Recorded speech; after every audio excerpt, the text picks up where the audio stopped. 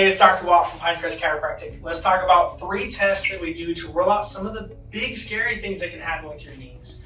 The first ones that we're going to do here are all about the alphabet soup issues within your knees, so your ligament stuff, your ACL, your PCL, your LCL, and your MCL.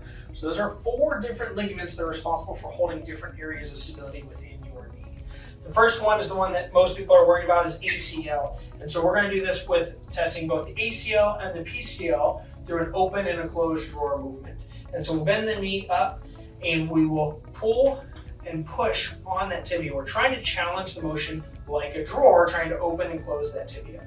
When we have a laxity with pulling on it, that means the ACL is ruptured, versus if we have laxity with pushing it back, that means the PCL. And so that has to do with where it's inserting onto the tibia, which is this lower bone down here, and how it's sliding back and forth.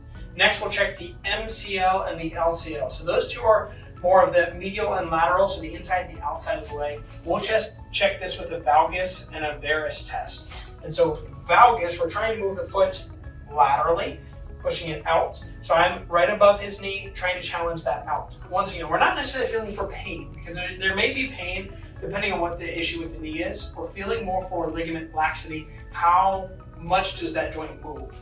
Where the varus test is going to be on the inside of the thigh, trying to challenge that foot inwards, and that's testing the LCL.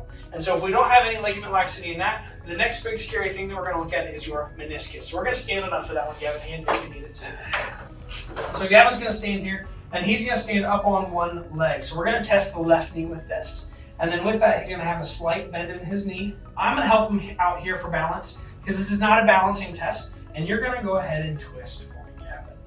Sometimes we'll even do the twist song, because we want to challenge that meniscus. Go ahead and relax. When that meniscus, it sits right between the tibia and the femur.